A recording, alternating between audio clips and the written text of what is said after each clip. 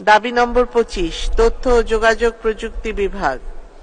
আমি এখন দাবি নম্বর 25 উত্থাপনের জন্য মাননীয় ডাক, টেলিযোগাযোগ ও তথ্য প্রযুক্তি প্রতিমন্ত্রী জনাব জুনায়েদ আহমেদ পলককে আহ্বান জানাচ্ছি। ধন্যবাদ মাননীয় স্পিকার।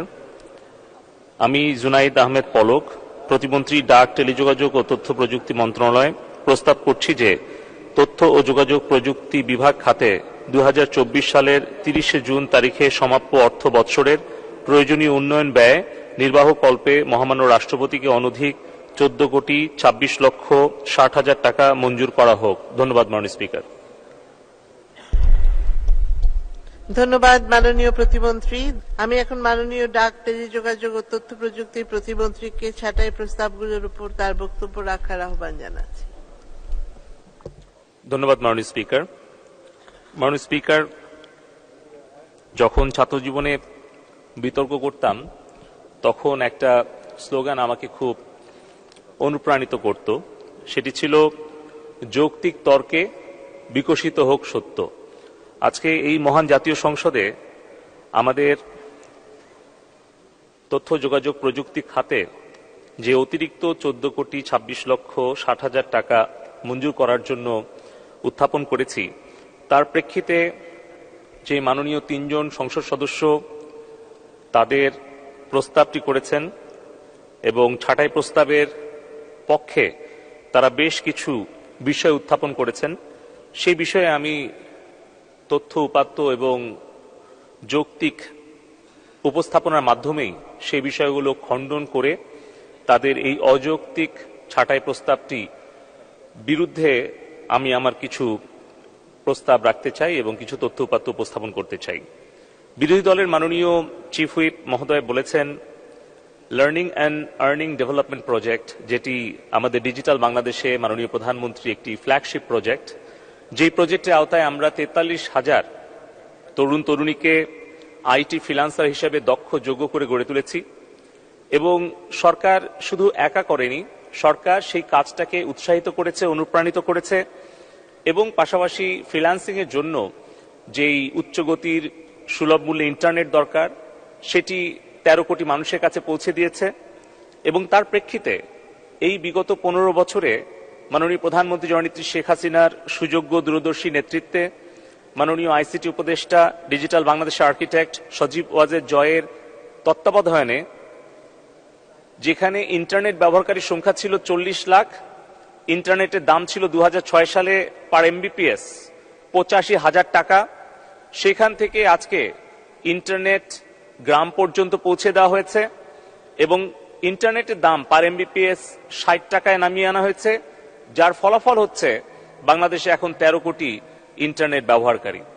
মাননীয় স্পিকার, এই learning and earning development project, এই প্রজেক্টটি যখন গ্রহণ করা হয় তারপর থেকে আমরা এই প্রজেক্টের প্রয়োজনীয়তা অনুসারে আমরা কিন্তু website development, mobile app development, digital marketing, এই ধরনের প্রায় 8টি-10টি জায়গায় আমরা প্রশিক্ষণ দিয়েছি, 8টি-10টি বিষয়ে, এবং বাংলাদেশের সর্বত্র প্রশিক্ষণ দেওয়া হয়েছে এবং করোনাকালীন সময়ে এটা ব্লেন্ডেড পদ্ধতিতে অনলাইনেও প্রশিক্ষণ দেওয়া হয়েছে, যার ফলে বাংলাদেশে এখন 7 লক্ষ আইটি ফ্রিল্যান্সার যারা কিনা প্রায় $1 বিলিয়ন উপরে বৈদেশিক মুদ্রা আয় করে, তারাও রেমিটেন্স যোদ্ধা হিসেবে বাংলাদেশের বিভিন্ন প্রত্যন্ত অঞ্চল থেকেও আজকে আমাদের তরুণ তরুণীরা অনলাইন মার্কেট প্লেসে কাজ করছে।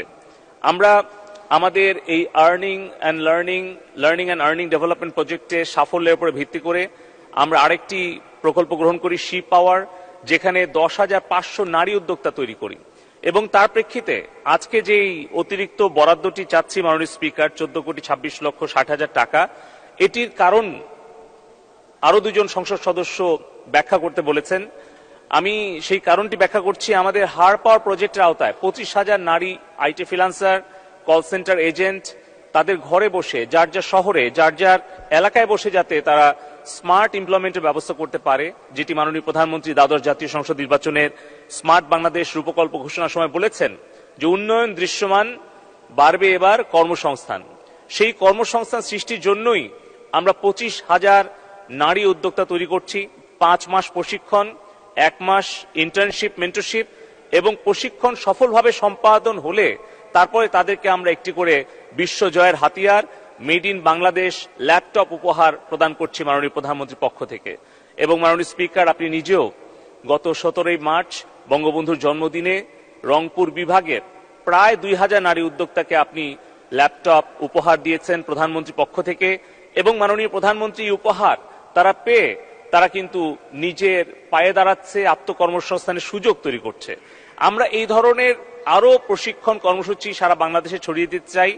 এবং মাননীয় সংসদ সদস্য মহোদয় যেটি বলেছেন যে শেখ রাসেল ডিজিটাল ল্যাব, এই learning earning development project, her power, she power, Sheikh Russel digital lab, এই যতগুলো প্রজেক্টের ব্যাপারে উনি উনার অভিযোগগুলো উত্থাপন করেছেন, আমি শুধু বিনয়ের সাথে তার কাছে প্রশ্ন রাখতে চাই মাননীয় স্পিকার আপনার মাধ্যমে, 15 বছর আগে 2008 সালের ডিজিটাল বাংলাদেশ রূপকল্প ঘোষণার আগে, 2009 সালে আওয়ামী লীগের নেতৃত্বাধীন সরকার গঠনের আগে এই একটি কোন প্রকল্প বাংলাদেশের অস্তিত্ব ছিল কিনা? Sheikh Russel digital computer lab আমরা আমাদের মাধ্যমিক, উচ্চ মাধ্যমিক, মাদ্রাসা পর্যায়ে 13,000 স্থাপন করেছি। আরো 10,000 কম্পিউটার ল্যাব স্থাপনের কার্যক্রম চলছে। এই কম্পিউটার ল্যাবটি স্থাপন, এই প্রকল্পটি হচ্ছে মাননীয় আইসিটি উপদেষ্টা সজীব ওয়াজেদ জয়ের ব্রেইন চাইল্ড।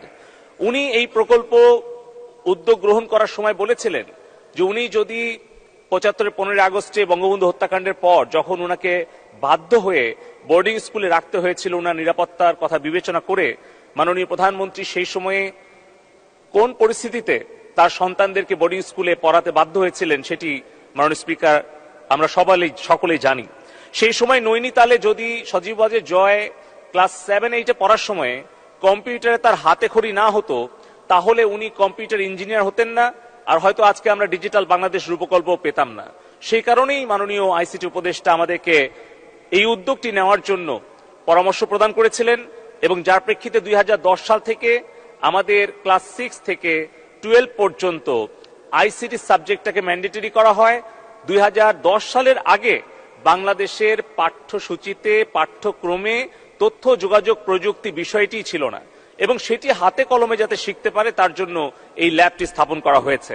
মাননীয় স্পিকার, আপনার মাধ্যমে আরেকটি বিষয় বলতে চাই, উপজেলা এবং জেলা পর্যায়ে যে তথ্য প্রযুক্তি একটি কমিটি রয়েছে, সেখানে কিন্তু উপজেলা নির্বাহী কর্মকর্তা, জেলা প্রশাসক মহোদয় সেখানে কিন্তু সভাপতিত্ব করেন, এবং সেখানে মাননীয় সংসদ সদস্য বৃন্দ কিন্তু উপদেষ্টা হিসেবে আছেন।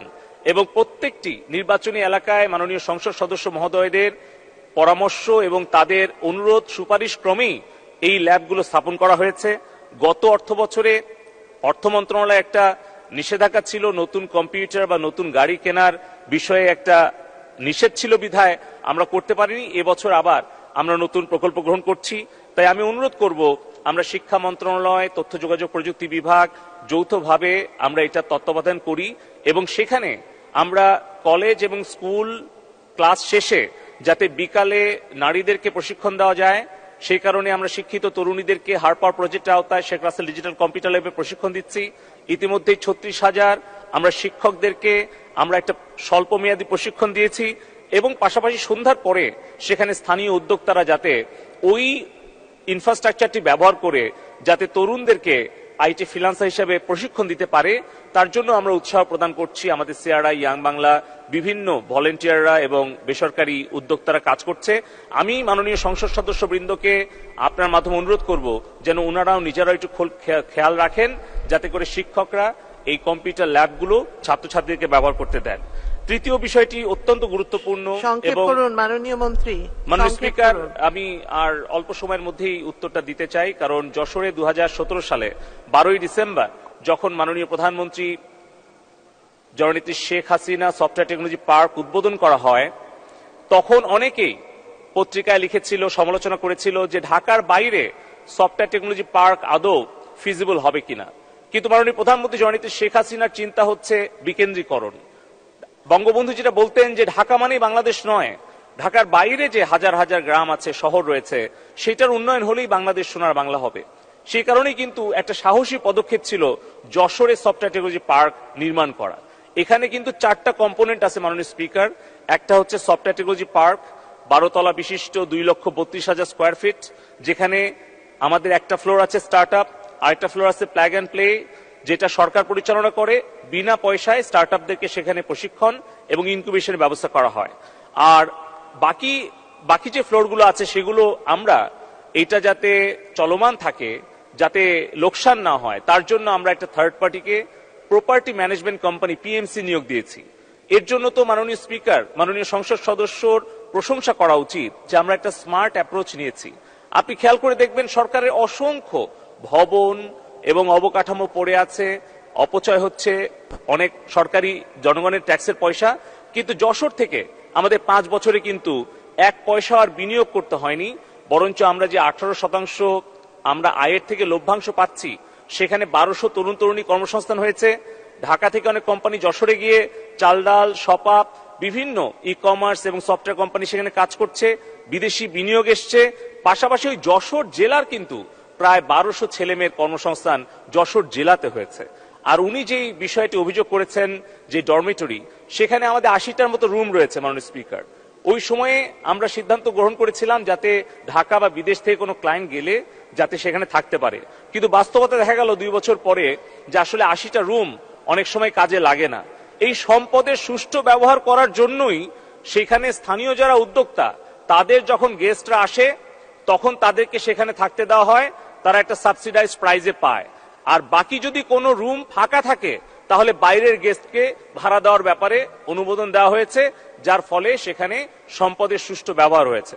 যেখানে মিলনায়তন রয়েছে, রেস্টুরেন্ট রয়েছে, কনভেনশন হল রয়েছে, সেটাও একই রকম ভাবে ওই সফটওয়্যার টেকনোলজি পার্কের প্রয়োজনের অতিরিক্ত যদি প্রয়োজন হয় তখন বাহিরে ভাড়া দেওয়ার ব্যাপারে সিদ্ধান্ত হয়েছে। আর চতুর্থ কম্পোনেন্ট হচ্ছে আমাদের ওখানে ডেটা সেন্টার স্থাপন করা হয়েছে। শেষ করুন। তো মাননীয় স্পিকার, আমি অনুরোধ করব যে এই তথ্যগুলো যেন আসলে সঠিকভাবে বিশ্লেষণ করে তারপরে এই বিষয়ে সমালোচনা করা হয়, কারণ আমরা সারা বাংলাদেশে 12টি software technology park, hitech park এই মুহূর্তে আমরা চলমান করতে পেরেছি, যেখানে সরাসরি 16,000 তরুণ তরুণী কর্মসংস্থান হয়েছে এবং ডিজিটাল বাংলাদেশের কল্যাণে 20 লক্ষ তরুণ তরুণী কর্মসংস্থান হয়েছে। এবং পাশাপাশি মাননীয় সংসদ সদস্য পঙ্কজ দেবনাথ যেটি বলেছেন, সেটি হচ্ছে যে উনার মেহেদিগঞ্জ এবং হিজলাতে সেখানে কিন্তু ইনফ্রাস্ট্রাকচার 2-3 আওতায় যেখানে ইন্টারনেট ফাইবার অপটিক্যাল নিয়ে যাওয়া সম্ভব সেখানে নিয়ে যাওয়া হয়েছে। আর বাকি চর এবং দ্বীপে 117টা ইউনিয়নে কিন্তু বঙ্গবন্ধু 1 স্যাটেলাইট থেকে ইন্টারনেটের সংযোগ দেওয়া হয়েছে, এবং যদি কোনো এলাকা বাকি থাকে সেটাও কিন্তু আমরা আস্তে আস্তে আনছি। ধন্যবাদ মাননীয় স্পিকার, আপনাকে ধন্যবাদ। মাননীয় সংসদ সদস্য মহোদয়গণ যে সকল প্রশ্ন এবং যে সকল ব্যাখ্যা দাবি করেছিলেন, আমি মনে করি যে আমরা তথ্য উপাত্তের সাথে যেগুলো উপস্থাপন করেছি তার প্রেক্ষিতে আমি বিনয়ের সাথে বলছি মাননীয় স্পিকার, এই ছাঁটাই প্রস্তাবগুলো গ্রহণ করা সম্ভব হচ্ছে না বলে দুঃখিত। ধন্যবাদ মাননীয় স্পিকার। ধন্যবাদ মাননীয় প্রতিমন্ত্রী। সংসদের সামনে প্রশ্ন হচ্ছে মাননীয় সদস্য জনাব মোহাম্মদ মুজিবুল হক, জনাব পঙ্কজনাথ এবং জনাব মোহাম্মদ হামিদুল হক খন্দকারের ছাঁটাই প্রস্তাবগুলো গ্রহণ করা হোক। যারা এই প্রস্তাবের পক্ষে আছেন তারা হা বলুন, যারা এই প্রস্তাবের বিপক্ষে আছেন তারা না বলুন। না জয়যুক্ত হয়েছে, না জয়যুক্ত হয়েছে, না জয়যুক্ত হয়েছে। অতএব ছাঁটাই প্রস্তাবগুলো নাকচ হলো। সংসদের সামনে প্রশ্ন হচ্ছে মাননীয় ডাক, টেলিযোগাযোগ ও তথ্য প্রযুক্তি প্রতিমন্ত্রী জনাব জুনায়েদ আহমেদ পলকের প্রস্তাব মতো তথ্য ও যোগাযোগ প্রযুক্তি বিভাগ খাতে মহামান্য রাষ্ট্রপতিকে অনধিক 14,26,60,000 টাকা মঞ্জুর করা হোক। যারা এই প্রস্তাবের পক্ষে আছেন তারা হা বলুন, যারা এই প্রস্তাবের বিপক্ষে আছেন তারা না বলুন। হা জয়যুক্ত হয়েছে, হা জয়যুক্ত হয়েছে, হা জয়যুক্ত হয়েছে। অতএব দাবি নম্বর 25 সংসদে গৃহীত হলো।